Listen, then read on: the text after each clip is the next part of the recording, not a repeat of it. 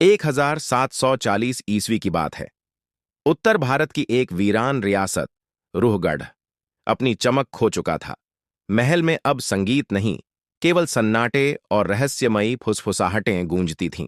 लोग कहते थे, महल का पश्चिमी हिस्सा श्रापित है, जहां दिन में धूप नहीं आती और रात में सितार खुद बजती है। उसी साल महल में एक बालक का जन्म हुआ, आर्यवीर। जन्म लेते ही आसमान काला हो गया और गर्मियों के मौसम में बर्फ गिरने लगी। उसकी आंखें कांच जैसी पारदर्शी और शरीर बर्फ सा ठंडा था। महल के तांत्रिक ने जब कुंडली देखी तो कांप उठा। यह कोई साधारण बालक नहीं, यह पूर्वजों के श्राप का रूप है। इसे जिंदा रखना पूरे वंश को मृत्यु के द्वार तक ले जाएगा। राजा ने डर के मारे आर्यवीर को महल के पश्चिमी भाग की कोठरी में बंद कर दिया, जहां केवल एक सितार, एक सुनहरी ग्रंथ और एक सोने की दीवारें थीं। वर्षों बाद एक सामान्य दासी मेहरुन्निसा महल में सेवा हेतु आई, पर हर रात उसे एक ही सपना आता था। एक कोठरी में बैठा युवक सितार बजाता है, उसकी आंखों से खून बहता है और वो कहता है, तुमने मुझे जलाया था, इस बार मुझे मुक्त करो।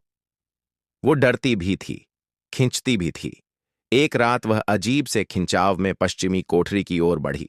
जहां सदियों से कोई नहीं गया था, वहां द्वार अपने आप खुल गया।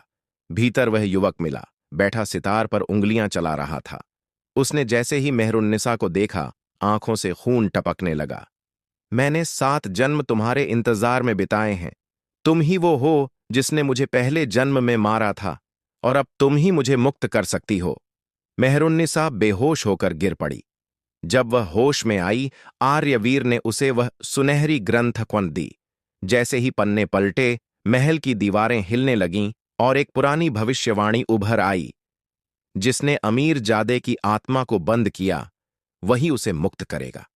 यदि प्रेम सच्चा हुआ तो श्राप भस्म होगा, यदि संदेह हुआ तो रूहगढ़ राख बन जाएगा।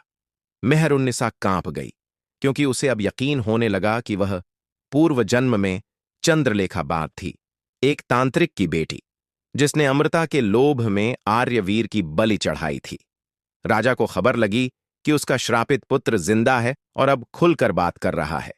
उसने सबसे भयानक तांत्रिक भैरवगिरी को बुलाया, पर जैसे ही भैरवगिरी ने मंत्र पढ़े, आर्यवीर की आंखें चमक उठीं। उसने सिर्फ सितार बजाया और भैरवगिरी की जुबान कटकर गिर गई। सैनिकों के शरीर राख में बदल गए।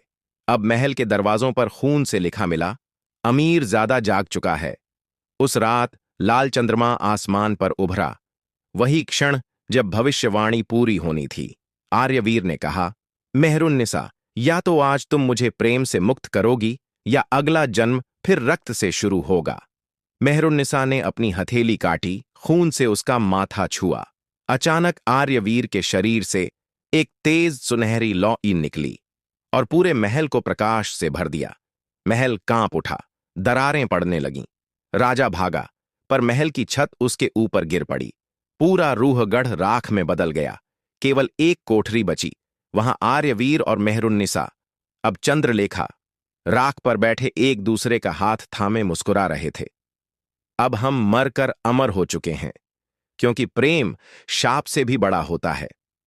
कहानी अब भी जीवित है।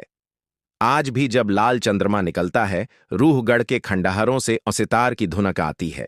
लोग कहते हैं, वो प्रेम की रूहें नहीं, बल्कि एक अधूरी आग है जो फिर जन्म लेने को तैयार है। वीडियो अच्छा लगे तो लाइक और शेयर करें, और हां, चैनल को सब्सक्राइब करना बिल्कुल न भूलें।